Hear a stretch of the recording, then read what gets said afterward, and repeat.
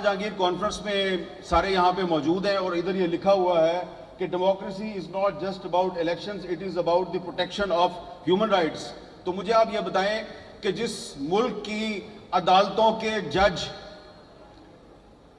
अपने लिए इंसाफ मांगने के लिए फरियादें कर रहे हैं, वो ह्यूमन राइट्स को कैसे प्रोटेक्ट करेंगे? और सिर्फ जज साहिबान जो है वो प्रोटेक्शन नहीं मांग रहे, अपनी आज़ादी का तहफ़्फ़ुज़ नहीं मांग रहे, हर कोई जो है वो अपना तहफ़्फ़ुज़ मांग रहा है।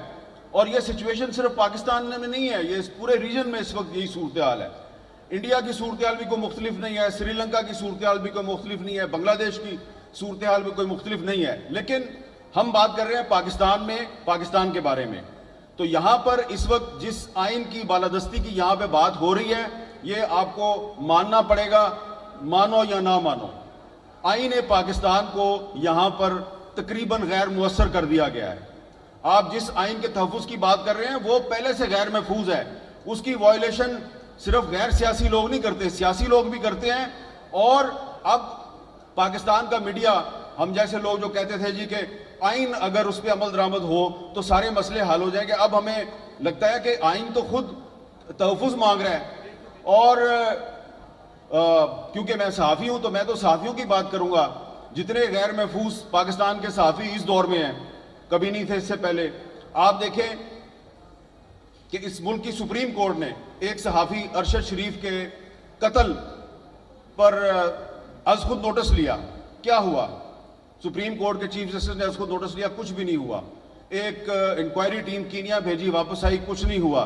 फिर एक और JIT बनी, उसने लोगों से बयानात लिए, कुछ नहीं हुआ। तो हमें ये लग रहा है कि पाकिस्तान के जो सहाफ़ी हैं उनको अब जर्नलिज्म छोड़ के कहा जा रहा है तुम कर्नलिज्म करो।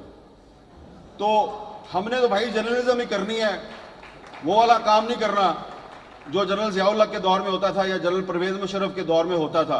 तो इसलिए अभी जब मैं आ रहा था तो आने से पहले, क्योंकि कल रात को आपने देखा टीवी चैनल्स पे एक सेनेटर साहब ने कहा कि मैं तो जनाब 1.5 साल से कह रहा हूं कि मुझे कोई अदालत बुलाए तो मैं बताऊंगा कि अरशद शरीफ को किसने मारा।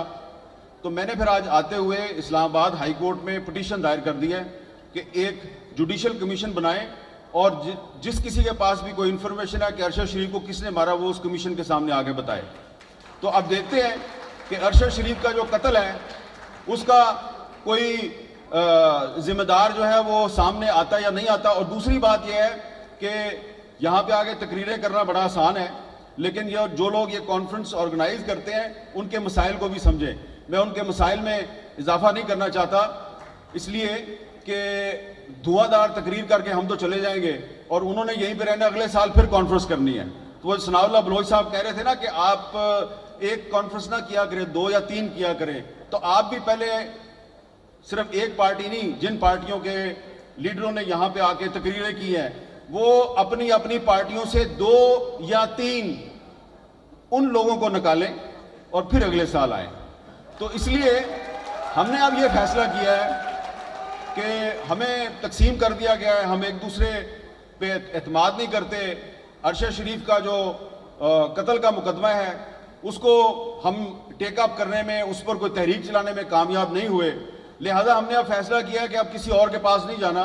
अब हम जो आप लोग कहते हैं ना ये टीवी एंकर जो है ये बात क्यों नहीं करते, टीवी एंकर ने वो बात क्यों नहीं की, तो आपको तो पता है भाई हम तो पॉलिसी मेकर नहीं है, चैनल किसी और का है, हम तो उसमें बैठ के बात कर रहे होते हैं। तो अगर वो हमें ऑफर कर दें तो हम क्या कर सकते हैं। तो इसलिए अब हमने फैसला किया है कि टीवी एंकर्स का एक एक्शन फोरम बनाया जाएगा और जिस टीवी एंकर्स को कहीं से कोई कॉल आएगी या उसको डिक्टेशन देगी उसकी अपनी मैनेजमेंट या कोई बाहर से, तो हम लोग जो है वो पब्लिक में आके आपको बताया करेंगे। तो इसके अलावा हम वो कुछ नहीं कर सकते, ठीक है। वतीउल्लाह जान साहब खड़े हो गए हैं, लिहाजा मैं अपनी सीट पे वापस जा रहा हूँ। जहांगीर कॉन्फ्रेंस में सारे यहाँ पे मौजूद हैं और इधर ये लिखा हुआ है कि democracy is not just about elections, it is about the protection of human rights.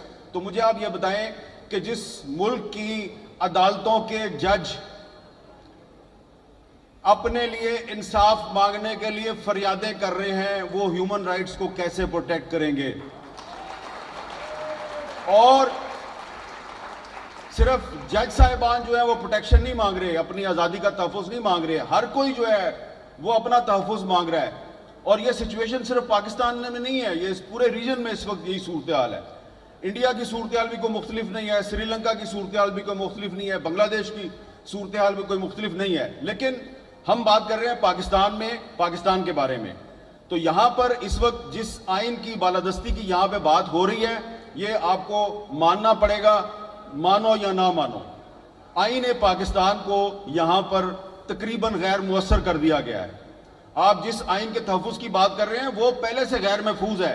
اس کی وائلیشن صرف غیر سیاسی لوگ نہیں کرتے, سیاسی لوگ بھی کرتے ہیں.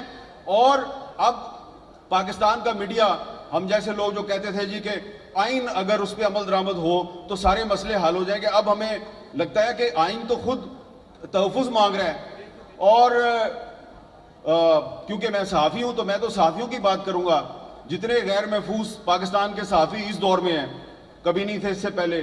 آپ دیکھیں کہ اس ملک کی سپریم کورٹ نے ایک صحافی ارشد شریف کے قتل پر از خود نوٹس لیا. کیا ہوا؟ سپریم کورٹ کے چیف جسٹس نے از خود نوٹس لیا, کچھ بھی نہیں ہوا. ایک انکوائری ٹیم کینیا بھیجی, واپس آئی, کچھ نہیں ہوا. پھر ایک اور جے ٹی بنی, اس نے لوگوں سے بیانات لیے, کچھ نہیں ہوا. تو ہمیں یہ لگ رہا ہے کہ پاکستان کے جو صحافی ہیں ان کو اب جرنلزم چھوڑ کے کہا جا رہا ہے تم کرنلزم کرو. تو ہم نے تو بھائی جرنلزم ہی کرنی ہے, وہ والا کام نہیں کرنا جو جنرل ضیاء الحق کے دور میں ہوتا تھا یا جنرل پرویز مشرف کے دور میں ہوتا تھا. تو اس لیے ابھی جب میں آ رہا تھا تو آنے سے پہلے, کیونکہ کل رات کو آپ نے دیکھا ٹی وی چینلز پہ ایک سینیٹر صاحب نے کہا کہ میں تو جناب 1.5 سال سے کہہ رہا ہوں کہ مجھے کوئی عدالت بلائے تو میں بتاؤں گا کہ ارشد شریف کو کس نے مارا. تو میں نے پھر آج آتے ہوئے اسلام آباد ہائی کورٹ میں پٹیشن دائر کر دی ہے کہ ایک جوڈیشل کمیشن بنائیں, اور جس کسی کے پاس بھی کوئی انفارمیشن ہے کہ ارشد شریف کو کس نے مارا وہ اس کمیشن کے سامنے آگے بتائے.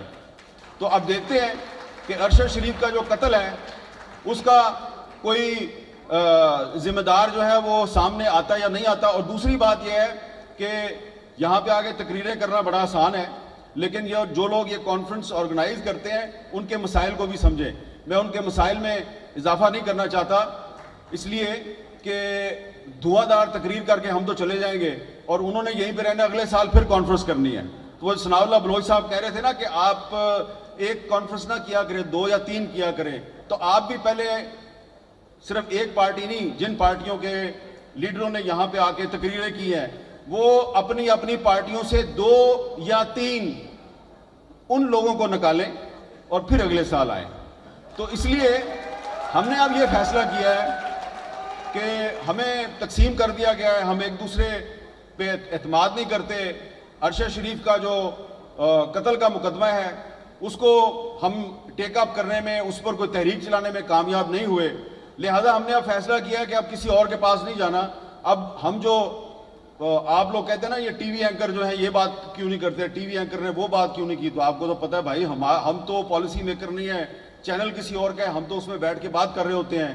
تو اگر وہ ہمیں آف ایئر کر دیں تو ہم کیا کر سکتے ہیں. تو اس لیے اب ہم نے فیصلہ کیا ہے کہ ٹی وی اینکرز کا ایک ایکشن فورم بنایا جائے گا, اور جس ٹی وی اینکرز کو کہیں سے کوئی کال آئے گی یا اس کو ڈکٹیشن دے گی اس کی اپنی مینجمنٹ یا کوئی باہر سے, تو ہم لوگ جو ہے وہ پبلک میں آ کے آپ کو بتایا کریں گے.